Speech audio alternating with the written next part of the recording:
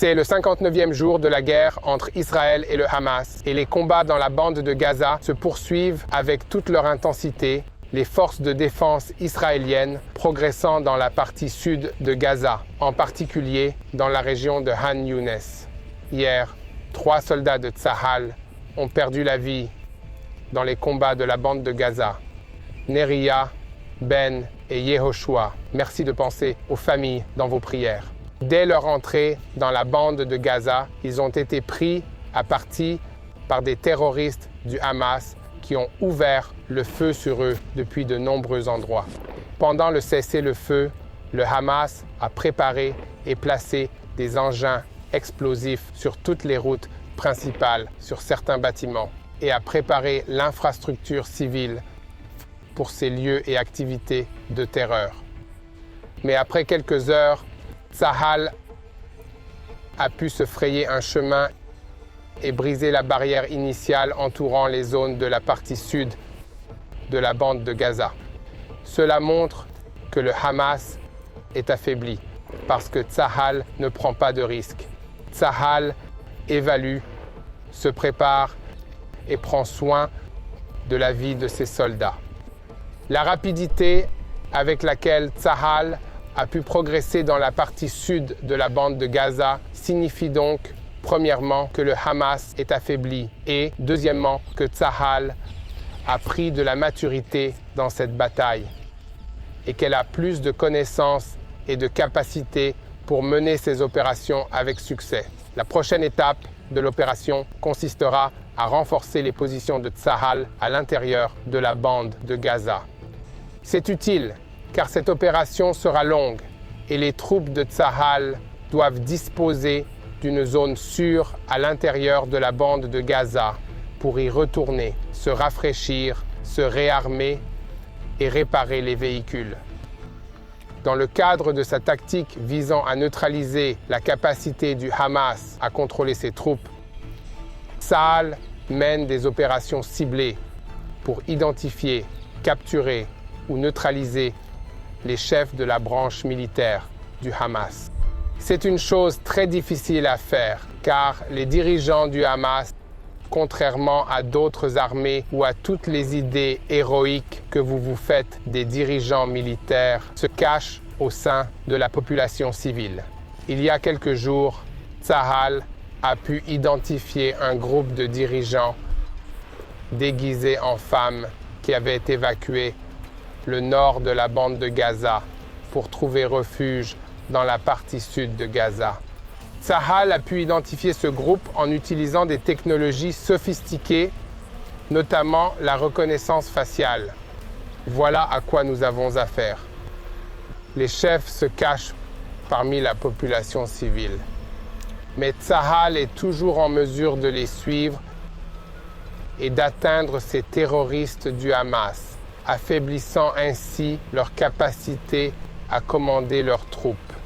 Au centre de la ville de Gaza, des terroristes du Hamas du bataillon Shati sont spécialisés dans les missiles anti-chars et dans les opérations contre les unités du corps blindé de Tsahal.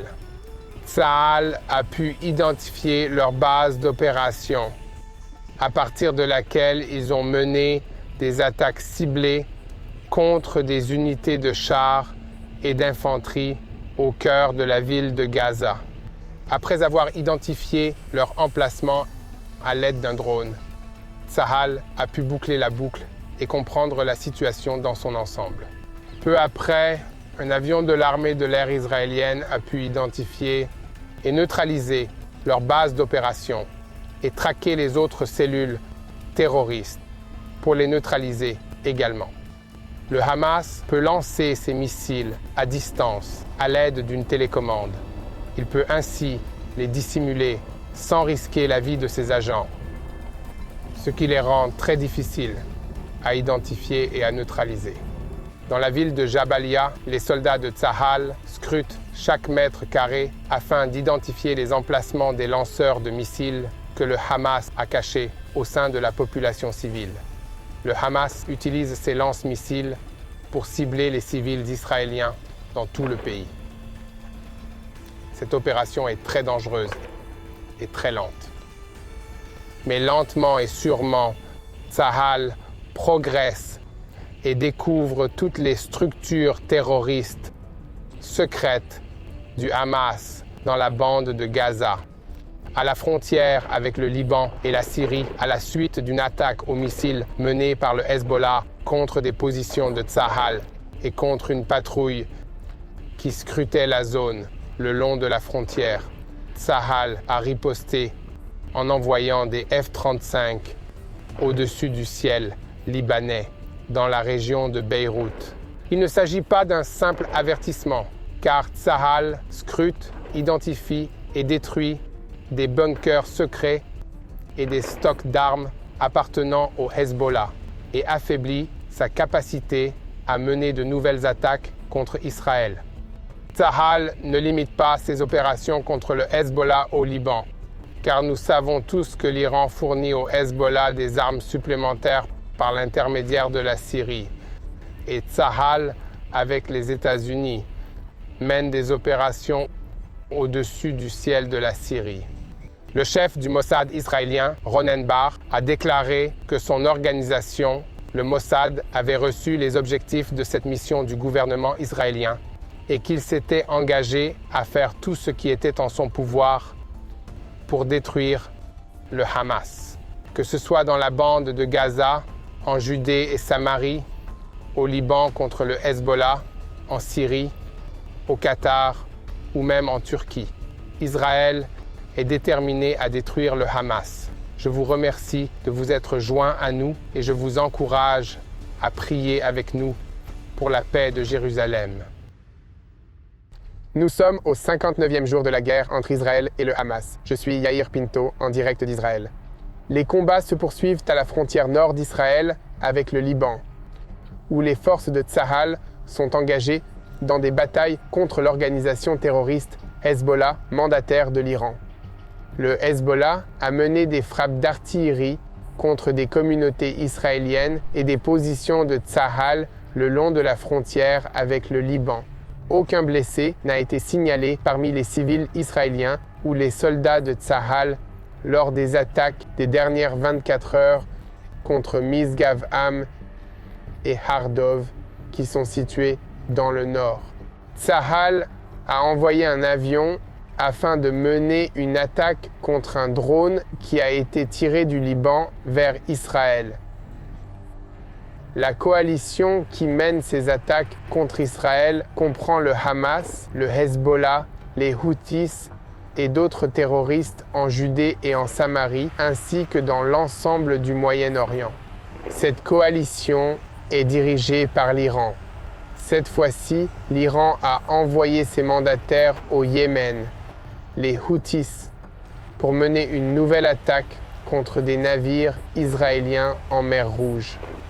Les Houthis ont déclaré qu'ils avaient lancé un avertissement aux navires israéliens de ne pas s'approcher de leur pays et de leurs eaux, car ils mèneraient des attaques contre eux. Dans la bataille contre les Houthis au Yémen, les rebelles Houthis ont déclaré avoir mené une attaque à l'aide de missiles et de drones suicides contre 2 navires israéliens qui naviguaient dans les eaux de la mer Rouge. Un porte-parole des Houthis a déclaré qu'ils avaient lancé un avertissement demandant aux bateaux israéliens de faire demi-tour et que, face à leur refus, les Houthis avaient lancé leurs missiles. Les États-Unis ont établi un lien direct entre l'Iran et les Houthis au Yémen, affirmant que l'Iran permet aux Houthis de commettre ces actes d'agression en mer, dans les airs et par d'autres moyens afin de mener des attaques contre Israël et d'autres pays du Moyen-Orient. Les États-Unis ont déclaré qu'un de leurs navires de guerre avait détruit en plein vol un drone suicide qui s'apprêtait à attaquer 3 navires de guerre en mer Rouge. Le porte-parole de Tsahal, Daniel Hagari, a déclaré que ces navires n'étaient pas du tout israéliens et que cela prouvait que l'Iran cherchait à déstabiliser le Moyen-Orient et le monde entier. C'est le 59e jour depuis le début de cette guerre. Et il n'est pas facile de continuer à se battre et à tenir aussi longtemps. Au début, on pensait que la phase serait courte, puis on s'est rendu compte qu'elle serait longue et qu'il faut une très bonne raison pour continuer à se battre et rester motivé. Pour chaque soldat, les raisons sont différentes. Et pour moi, la première est que je sais que je fais ce qu'il faut. Je me bats pour défendre mon pays et ma famille. J'ai une femme et 3 enfants qui m'attendent à la maison et je dois les protéger et je dois faire de mon mieux pour me protéger afin de rentrer sain et sauf auprès d'eux. De plus, je prie beaucoup. Je prie pour que Dieu m'aide chaque jour et pour qu'il me donne la sagesse de prendre les bonnes décisions et d'être une lumière pour les soldats qui m'entourent. Nous sommes en Israël et d'après ce que je sais, je suis le seul à croire en Jésus dans ma base et Dieu est bon. Il me donne l'occasion de partager son amour avec les gens qui m'entourent et je pense que c'est quelque chose dont nous devrions toujours nous souvenir. Peu importe où nous sommes ou ce que nous devons faire, Dieu peut nous utiliser. Prions donc et demandons-lui de nous encourager et de nous donner la force de faire notre travail le mieux possible, car tout ce que nous faisons, nous le faisons pour lui. Merci d'avoir écouté et regardé mes vidéos. D'ailleurs, c'est un encouragement incroyable pour moi de lire les commentaires et de voir que tant de gens prient pour la paix en Israël et pour les soldats de Tsahal en cette période. Merci beaucoup et continuez à prier pour la paix à Jérusalem.